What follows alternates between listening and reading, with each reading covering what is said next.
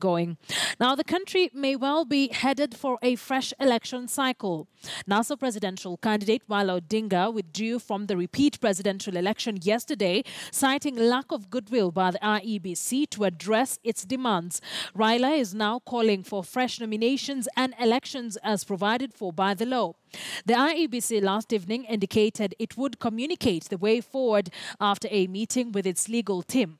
Rita Tinina reports on the latest move that is now being interpreted in many different legal ways.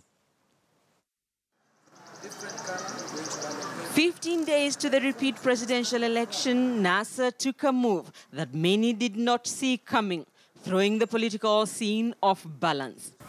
Considering the interests of the people of Kenya, the region and the world at large, we believe that all will be best served by NASA vacating its presidential candidature in the election scheduled for 26th October this 2017.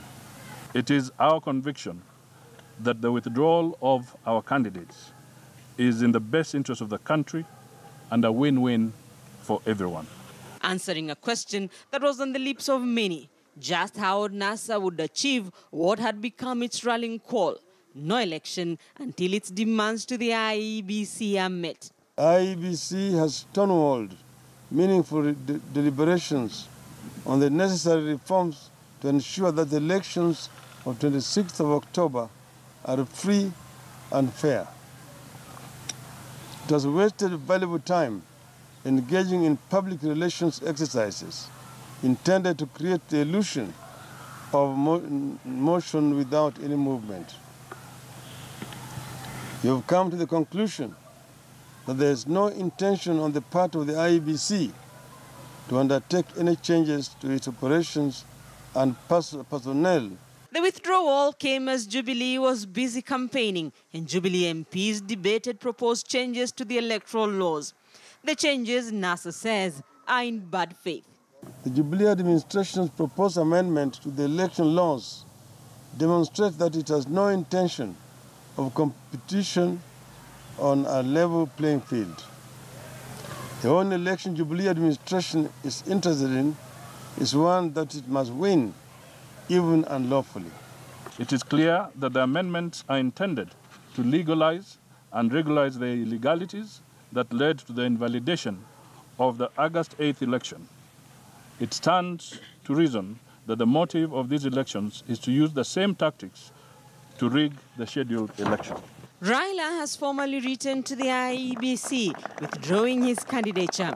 By Tuesday evening, the IEBC was contemplating the legal implications of the move and says it will communicate the way forward. But NASA is relying on the Elections Act. It says expressly provides for fresh elections. Upon our candidate's withdrawal, the election scheduled for the 26th October stands cancelled. Our withdrawal from the election requires the IEBC to cancel the election and conduct fresh nominations. The procedure for nomination of presidential candidates is provided for in the Elections Act 2011, Section 13, Subsection 1. Even legal experts are not agreed on the country's next step, with NASA's exit providing a legal dilemma. For now, Wednesday's anti-IEBC protests by NASA are still on. Allowing the candidature of Raila Odinga and Stephen Kalonzo Musyoka to lend credence to the election now scheduled is to participate in an illegality. In a bold move, NASA is out to ensure what it has been insisting all along: no elections. But with a case by a Kuruau court seeking to be on the ballot still pending, if the court rules in its favor, it may not be back to square one just yet. Rita Tinina, KTN News.